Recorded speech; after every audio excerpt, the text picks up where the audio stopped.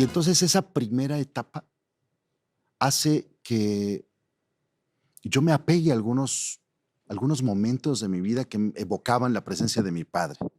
Así es como lo recuerdo. Y particularmente hablo de un pequeño aparato de radio que él tenía en su buró, que recuerdo con mucho cariño y que conservo aún. Y empiezo a escuchar la radio.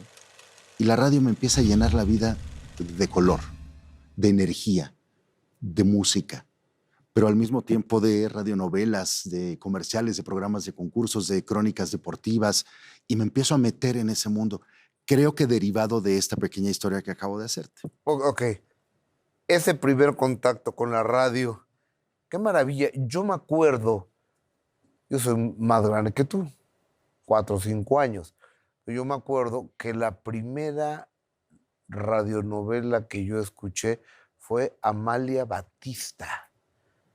Después me acuerdo que escuchaba yo a Tres Patines. Sí, claro. Me acuerdo que escuchaba yo a Calimán, el hombre increíble. Y los tengo aquí. Los tengo aquí de cuando yo era niño. ¿Qué escuchaba Mariano Osorio? Escuchaba todo.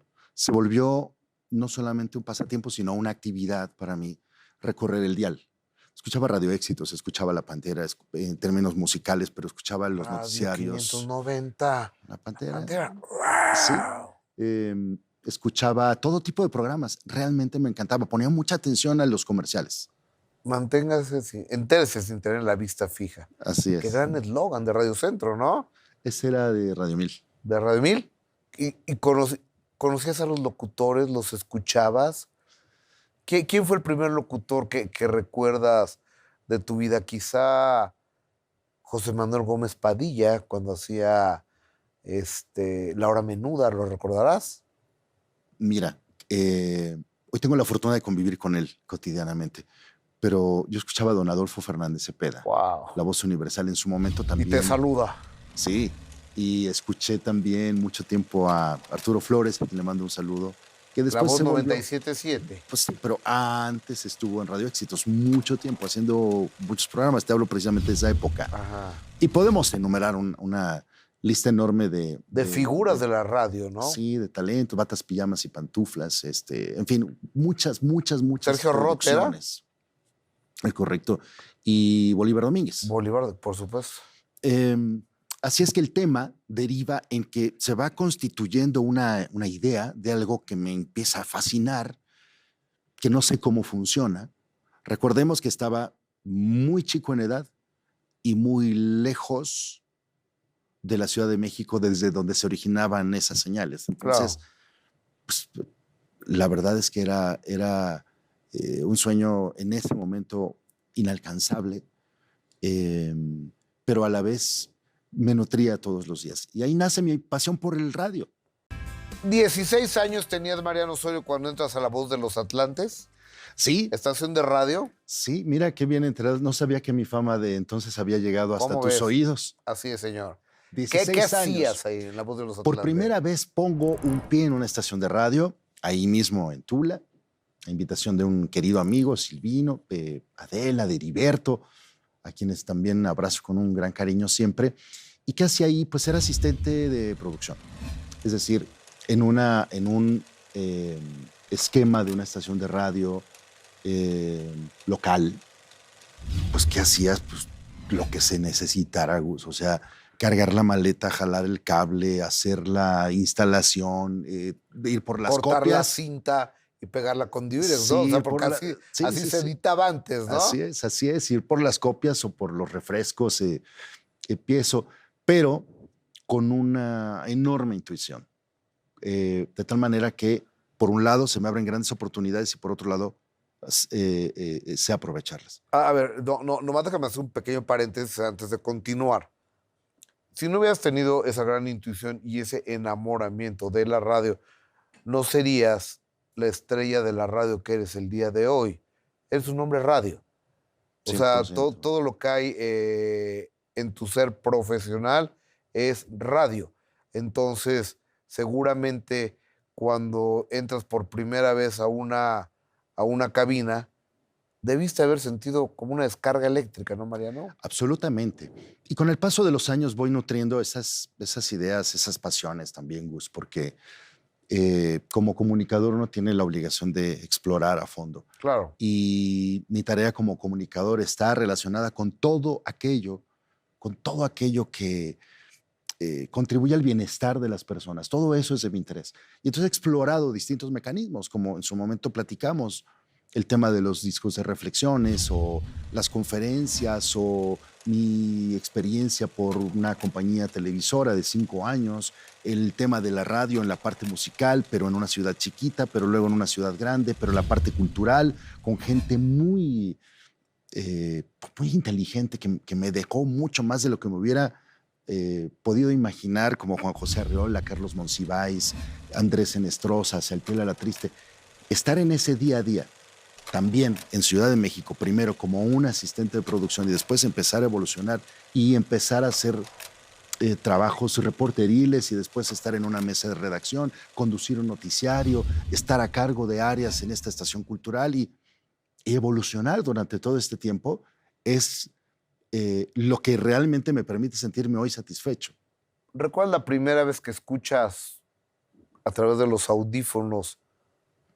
Porque en la radio ya no hago radio, cosa que extraño mucho, pero se usan audífonos para escucharse y para escuchar para escuchar todo. La primera vez que escuchaste tu voz en la Me radio. odié, me odié, me odié, así literalmente te lo digo. Nunca, no me gustó. A ver, es que, ¿sabes qué? Perdón que te interrumpa, amigo, pero es que seguramente tú que estabas acostumbrado a aquellas voces engoladas de la época de los 70s y 80s, ¿no?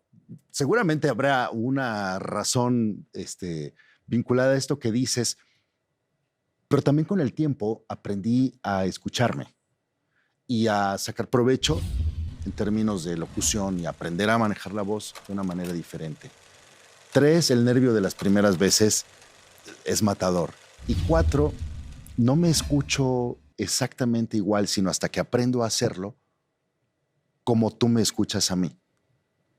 Es un tema de resonancia, Claro. O sea, yo a mí mismo no me escucho exactamente como me escuchas tú hasta que aprendo a hacerlo. Claro. Y bueno, pues la verdad me chocó, no me gustó nada. El hecho de que yo siempre haya querido trabajar en la radio no significa que yo quería estar frente a un micrófono. Eso lo puedo decir 50,000 veces porque es verídico. Esta dupla que hace hoy Tere con el Eduardo, con Lalo, la tenía en su versión ABC con el maestro Arreola. Claro.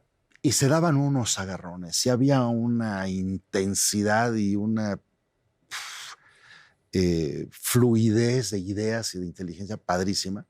Y ahí estaba yo. De cultura y de todo, ¿no? Hablaban de libros, de vino, de viajes, de hoteles, y se echaban unas pláticas increíbles, así de corrido, y a mí me tocaba editarlas.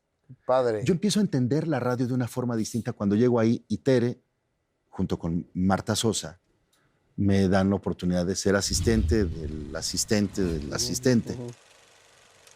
A la par hago locución comercial y empiezo a ganarme ahí mi dinerito por fuera y a hacer una nueva universidad dentro de ABC. Porque tratar con Carlos Monsiváis o con Arreola en tu día a día o con Enestrosa o con Saltiel Alatriste o con todos estos 50 que estaban en esa lista, es un privilegio que te da la vida. Claro, o sea, qué regalo. En tu día a día. O sea, es como para pagar, ¿no? O sea, pero 100%, claro. 100%. Y ahí hago varios años y ahí surgen varias oportunidades de la mano de la confianza de Tere. Entro a noticiarios, llega un hombre al que respeto y quiero muchísimo y le agradezco mucho, porque me ayudó mucho a dejar de ser locutor. Ajá. O asistente de productor y después productor. Y es Carlos Marín, que es mi jefe en el área de noticias. Y oye, qué privilegio con los que has trabajado, ¿eh? No, y de verdad estoy y estaré siempre muy agradecido, porque además no solamente me tiene la paciencia, sino que aguanta la presión de otros que habían o estudiado periodismo o venían de mejores escuelas con otro tipo de acreditaciones y tienen tienen todo ese equipo la paciencia de ayudarme a formarme. De hecho, entro de polizón a tomar clases en una universidad, gracias a Carlos Marín, porque yo iba como su acompañante y yo me aventaba todas las clases de periodismo. En fin, hay todo un proceso atrás. Y entonces, en esa emisora, soy reportero, formo parte de una mesa de redacción, trabajo en el área de producción, empiezo a hacer locución, termino siendo la voz que identifica la emisora. Empiezo a tener un gran crecimiento hasta que un día ese proyecto termina, es inviable económicamente y somos absorbidos, solo un grupo de ese gran equipo que seguía encabezando Televale por Radio Centro, y voy a dar a Radio Centro también. ¿En qué con ese año? equipo. 94. Pasó algo muy curioso, Gus. Hay una chica que se llama Citlali. Tete estaba con ella. Yo estaba de espaldas grabando un casting. Y a ella le dice esto es verdaderamente impresionante, porque me escucha, voltea, me ve, me despido. Siempre contó esta historia, Tete, siempre, siempre, siempre. Y le dice a ella, acuérdate de mí. Tete de 20 años, su servilleta de 22. Y le dice, acuérdate de mí. Yo me voy a casar con él. No. Esa es la respuesta de esta niña. Claro. Y Tete le dice, y tú vas a ser testigo en mi boda. Y todo fue cierto. O sea, es decir, fue nuestro testigo en la boda. Ok, pero a ver, de estar volteado grabando de... y la chuleta de la señora, no sé. Era un shampoo, estaba más elegante la cosa. Lo que estuvieras grabando. A que sales con ella y se hacen novios, ¿qué pasó? O sea, ¿cómo fue? Ella llama a una persona, a Moisés, Moisés Palacios, que también es el locutor y es actor, Ajá. con quien ella tenía mucha más relación por el lado de la agencia y con quien yo tenía relación por el lado de la estación de radio, porque él era un colaborador de esta estación. Y entonces ella le pide que le haga palancas para que nos presente. Y él, muy obediente, se empieza a generar esta interacción. De hecho, él tenía una obra de teatro, nos invita a la obra. Ese es el gran pretexto. Vamos a ver a verlo a él a una obra. ¿Qué obra era? ¿Qué teatro El Hombre era? de la Mancha, en un teatro muy chiquito aquí por Coyoacán. Y ahí empezamos a salir. Aquí literalmente estás hablando de dos personas que vivían en dos mundos completamente distintos. O sea, en ese instante, el cuate que venía con el ánimo de ser alguien en la vida, de trabajar desde chiquito, de tener una aspiración para buscarse un lugar en la radio, ¿no? Traes la mochila llena, pero de ilusiones nomás. Sin duda, sin duda. Yo llegué a la Ciudad de México, siempre lo digo porque era así, o sea, una maleta con mi ropa y la otra una maleta llena de sueños. Y todos, incluyendo haberme casado con ella, se cumplieron. Y Tete tenía otro perfil. Tete era una niña de dinero. Educadísima, inteligente, brillante, estudiada, pero mis viajes eran a Tula y los suyos eran a Europa. Esa es la pequeña diferencia. ¿Y en qué año se casa? 95, Gus. 1990. Noviembre de 95. Y se van a vivir a la colonia Roma Condesa, a la Sí. calle de Guadalajara. Ustedes preguntarán por qué lo sé. Porque éramos vecinos. Yo vivía en el edificio de al lado. Literalmente, con Aurelio. Exactamente, el portero. Así se llama el portero. El portero. Entonces, yo me acuerdo en aquellos entonces que yo llegaba de reventón los sábados, 6 de la mañana, una cosa así, y Mariano Osorio y Tete venían de correr. Era la pequeña diferencia. Sí, bueno, yo nunca he tenido ese perfil reventado. ¿Sabes cuántos años llevo levantándome antes de las 5 de la mañana? 27 años. 27 años. 100% convencido y feliz con este estilo de vida. Claro. Pero se contrapone con las desveladas, Gus. Por supuesto. Oye, ese fue el primer la primera casa de ustedes. Sí, sí, sí. Tuvimos muchísima suerte. Siempre tuvimos buena fortuna, porque ese era un departamento bastante grande para Una pareja. una pareja de De recién recién casado. casados con pues, ingresos, pues sí, limitados. Yo me empezaba a ir bien con los comerciales, pero ese fue el primer lugar en el que vivíamos. O sea, estuvimos ahí muy contentos, la zona muy linda. Teníamos un vecinito, pero bueno, fuera de eso, estuvimos muy contentos ahí. Es verdad, apareció nuestro primer hijo, llegó nuestro primer hijo y... ¿qué ¿Tiene podemos 19 decirle? años ahorita? Tiene 19, Mariano. Y el giro que da positivamente hablando a nuestra vida es espectacular, Gus. Por una simple razón, más allá de las obvias. En caso si es una oficina móvil, Claro. pues, me da muchas oportunidades. Sí cambia el rumbo de mi vida, para bien. Sí, aquí es en donde entra esta filosofía que desarrollo a nivel personal desde hace muchos años y que llevo al programa y que creo que ha conectado con mucha gente. Y depende de cómo quieras verlo. Y depende mucho de cómo quieras transitar ese proceso. Hay dos formas de ver estos 10 años de un proceso que implicó pues, la etapa inicial, que es la peor de todas, cuando sospechas, cuando parece, cuando te confirman, pero pasan días y es una angustia que es muy desagradable. Y doloroso. Y es doloroso, pero es sobre todo incierta. Después, el siguiente proceso es llegar a un diagnóstico real con un tratamiento de por medio que funcione. Y el tercer punto es el del tránsito, del que hablaba al principio. ¿Cómo quieres vivirlo? Y hay quienes me dicen, es que qué barbaridad, es que 10 años, es que es una locura. Son de los 10 años más aleccionadores, más bonitos y más importantes de mi vida. Porque Oye. cuando se diagnostica TT aquí en México le dan 2 años. Y entonces tomamos otras acciones, nos colocamos en una posición distinta, hicimos cosas diferentes. Es decir, buscamos más opiniones, tocamos puertas, hicimos algo extraordinario que nos dio 10 años más de mamá y 10 años más de TT. Qué maravilla. Es que uno no sabe de qué está hecho hasta que lleguen este tipo de pruebas. Sería muy bueno si tú quisieras compartir parte de ese tipo de actos que hiciste.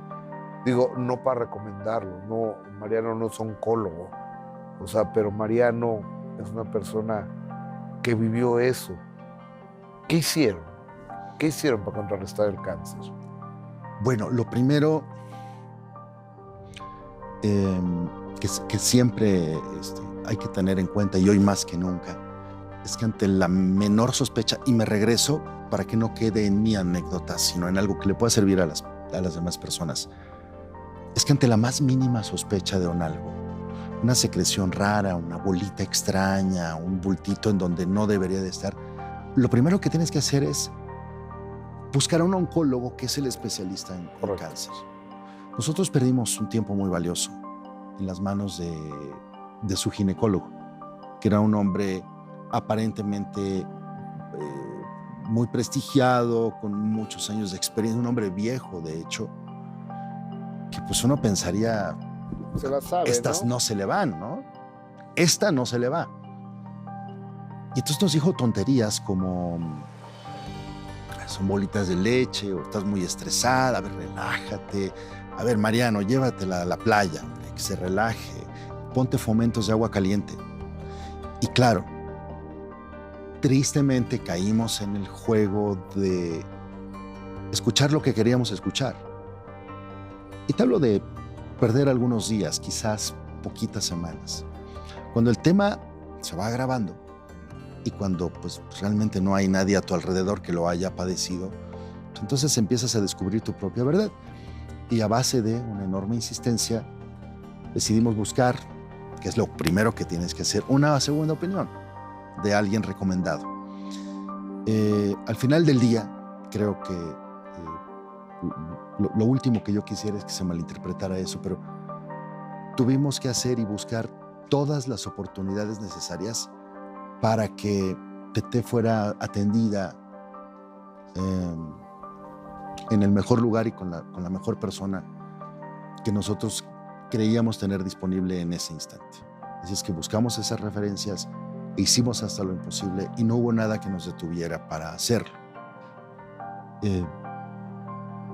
Atender el tema desde 3 puntos de vista es algo que influye mucho.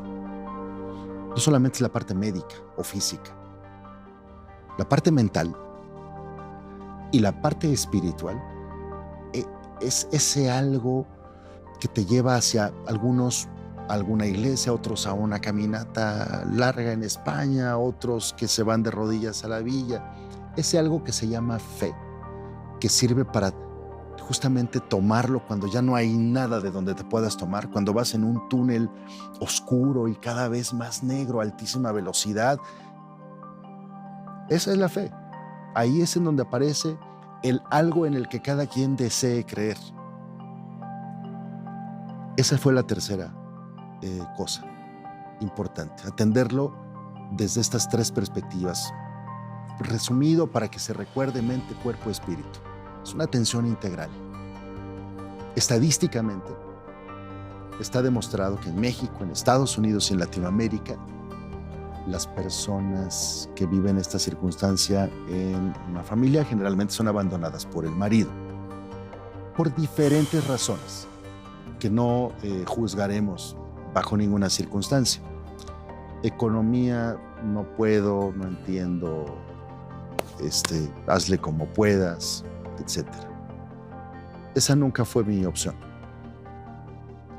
Yo seguía y seguiré siempre luchando como lo hago hoy por la integración de esta familia que hoy tengo y que conformo con mis 3 hijos. Atender las recomendaciones, tratar de relajarse, porque no estás en un momento de, no es que vivimos 10 años en un infierno. Te diría, fue al revés. De un pronóstico de 2 años de vida, pasamos a 10 en una tensión que en algún punto llevó a Tete a prácticamente, o dicho de otra forma, casi cumplir 5 años libre de la enfermedad, que son vitales porque cuando eso sucede pasas a una etapa de remisión, lo cual prácticamente puede considerarse como que ya lo superaste, como afortunadamente pasa con mucha gente. Conté los días, Gus. Faltaban 23 días para llegar a los 5 años, durante los cuales habíamos tenido momentos de tensión, de focos, de presión, supervisión, cambio de tratamiento, todo bien, cena, viajes, familia, vida, normalidad, toca tratamiento, pues toca tratamiento. Fin de semana descontrolador, lunes a trabajar y a vivir la vida. 23 días. Y empezó con una molestia en el estómago. Yo estaba planeando hacer una fiesta de los 5 años. Y fue a ver a un gastroenterólogo. Teníamos planeado un viaje de verano, muy padre, con los hijos. Y recuerdo que le dije, ve tú a revisarte a Houston con tu mamá. Estoy seguro que pues, todo va a estar bien, porque aquí en México le dijeron, mira, no sabemos por qué te duele la panza, pero salieron 2 datos que por tu antecedente creo que deberías de atender con tu médico. Y yo, pensando en lo ocupado que estaba con mi programa, planeando vacaciones, le dije, ve y regresa, y nos vamos de viaje. Entonces se confirma que hay unos marcadores que están fuera de control y que hay que volver a controlar. Así es que bueno, no hay fiesta.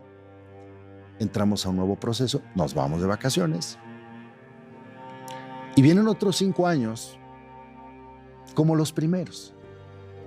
Ni tan graves, ni tan dramáticos, ni tan terribles, porque pues, su actitud y primero que nada la de ella, y en segundo lugar nuestra actitud como familia nos permitió seguir avanzando.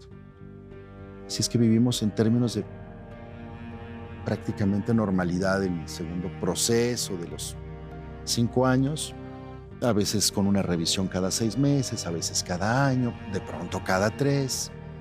Hicimos un gran viaje en ese último verano del 2016. Y ahí es en donde realmente se empezó a sentir mal. Y se complicaron las cosas y el final, desde luego, fue triste, pero fue muy rápido, pero fue con una enorme Gracias a Dios. calidad y dignidad. Gracias a Dios fue rápido. Sí. Y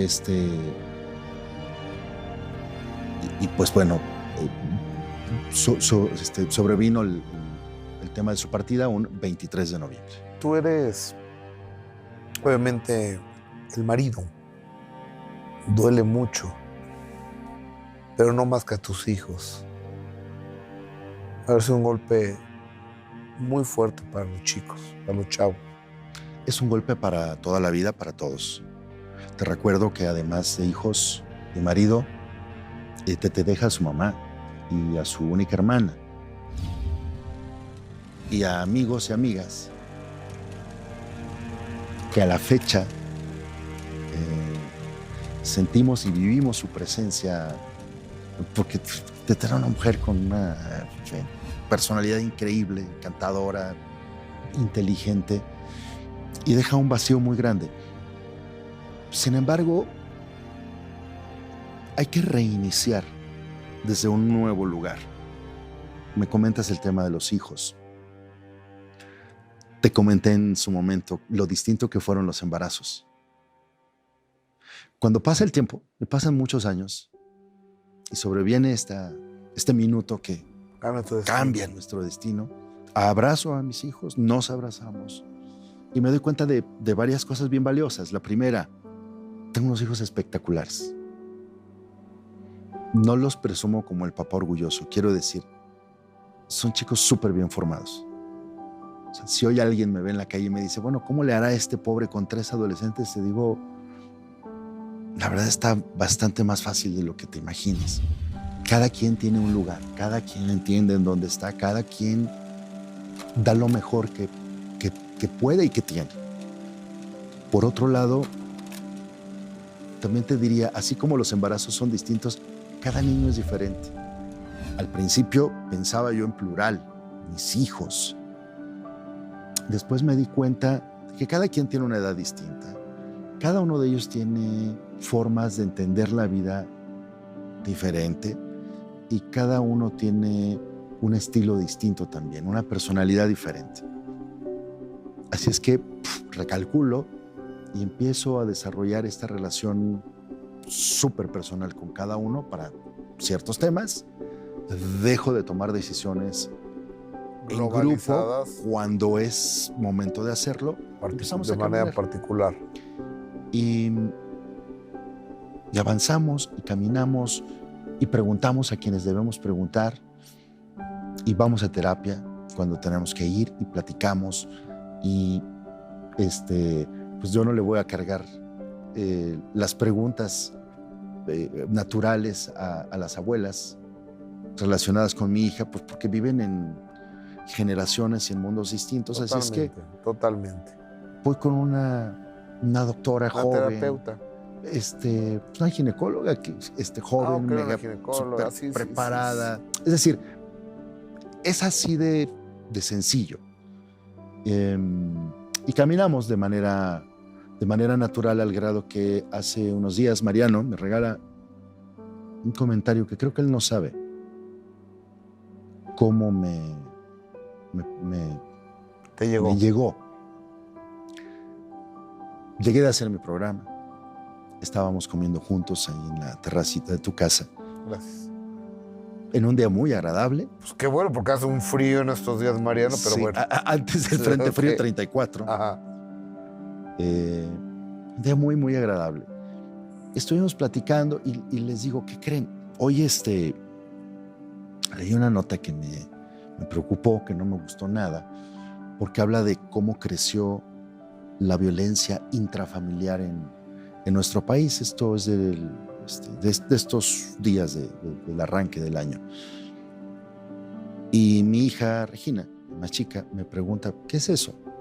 O sea, es cuando se pelean los hermanos o cuando tal. Entonces ya le explico y les digo, hay que agradecer y hay que entender y disfrutar la paz que estamos teniendo en esta comunidad. Esto no significa que no discutamos, o no significa Claro. que no haya los pleitos que hay entre hermanos, pero la verdad es que impera la paz, la tranquilidad y la conciencia en mi casa.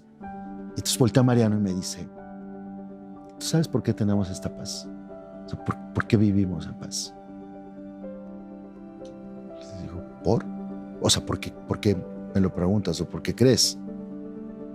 Me dijo, por ti. Es por ti. Es porque lo que nos enseñas todos los días, por la manera en que nos tratas, por la manera en que nos llevamos, porque cuando te escucho en el radio, escucho a la misma persona que estoy escuchando aquí en mi casa. Y eso es algo que te debemos a ti. Porque hay una congruencia. Porque no es un personaje. Lo digo en términos, Gus, al final del día, cuando uno cree que los hijos no escuchan o no entienden porque están en 25 cosas, revolucionados, viviendo su vida como deben vivirla, no nos equivoquemos, sí nos escuchan, sí aprenden, sí modelamos con el ejemplo, como dice mi amiga Chayo. De acuerdo. Y este hogar está en paz. Esta es una casa que vive feliz su momento, que entiende su realidad y que yo hoy estoy realmente viviendo muy agradecido por la oportunidad que tuve de encontrar una mujer como Tete, por formar estos hijos que son el resultado de lo mejor de ella y lo mejor de mí, y viendo cómo evolucionan y cómo crece cada uno de ellos y cómo encuentran su camino. El minuto que cambió mi destino. Sábados 9 p.m. Participa en Imagen Televisión.